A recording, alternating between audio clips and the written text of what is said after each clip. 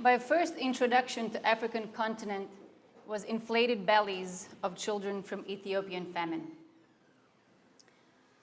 It is an interesting experience, and my mother used that in her good old fashion, as all good mothers, to guilt trip me in eating certain food that definitely wasn't tasty.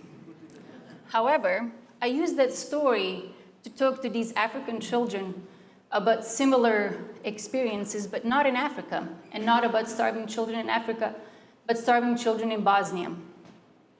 I told them my story. I told them about starving children and middle-class white people in middle of Europe, starving only 8 years following Ethiopian famine. I told them my story. World hunger is a really big problem. 1 in 5 children worldwide are stunted. And the percentage of stunted children, although it has decreased tremendously, we have issues with children that are obese or wasted, which is basically children that are too thin for their height. We have over 800 billion people hungry worldwide, and over 2 billion that are micronutrient deficient. And sadly, we have every single day 15,000 children dying because they're hungry. From those that survive, 66 million go to school hungry, and 1/3 of those are in African countries. And Africa has another strike against them. They basically have 8 times less possibility to survive as children under the age of 5 compared to European counterparts. And unfortunately, it's the only continent that has seen increase in children that are stunted. But part of the world hunger is actually because of the war, because of the things I've experienced myself, because of the conflict areas. And around 490 million people are hungry because of the war. And 3/4 of stunted children live in those conflicted areas.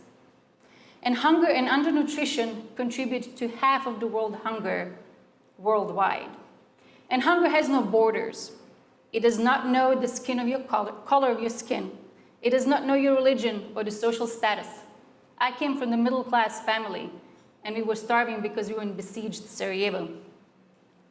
Unfortunately, women and girls represent 60% of all undernourished people around the world. And the image of the boy above in a corner is taken in Yemen only 3 years ago. So this is not the story from the 80s in God-forsaken Africa. But how did I get involved in all of this? And why Africa? We all have certain images what Africa should represent. And this is my Africa, and this is Ghana. I was fortunate to receive a Fulbright fellowship to go there. And Ghana is actually British colony. They speak English, and they have around 80 tribal languages they speak throughout the country. I was able to live in Ghana for 2 months last year and 2 months this year. And I was able to be entrenched into their society and learn the ways of living in Ghana. I was oftentimes the only white person in the room, and it didn't feel weird at all. So one of the things that they use is basically, they use, instead of mulching, they use banana leaves. But it's also a continent that's hungry for knowledge. So I was able, in collaboration with University of Tennessee, USAID, and University of Ghana, to provide 2 different workshops with colleagues here from the University of Tennessee. One was based on molecular biology, the other one was on grant writing. Also, the things that we take for granted is when we have periods as women, it does not affect our daily lives, but in Ghana, in certain outskirts of Accra, children cannot go to school, and this is disposable and reusable pad that was supported by Seroptimus International, and that was distributed to the girls across the country.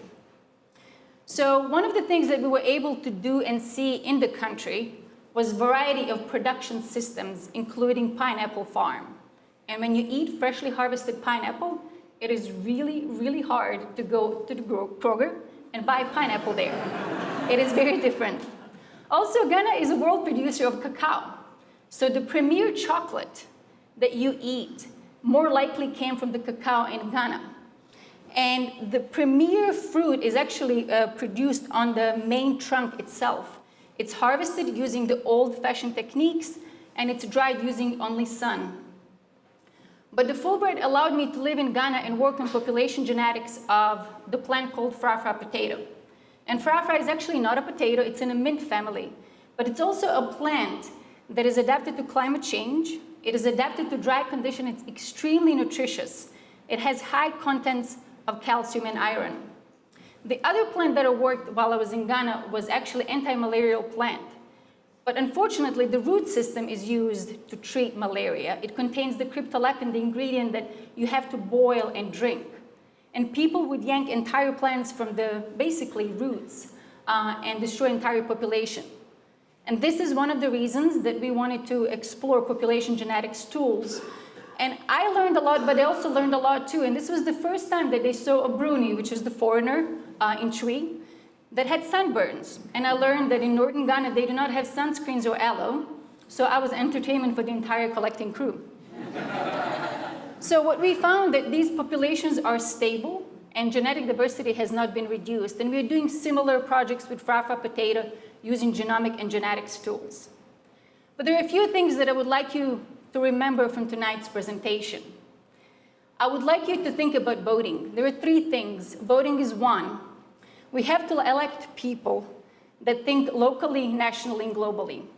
And in some countries, people die for the fact just to vote. So don't take it for granted. The second thing is empowering women.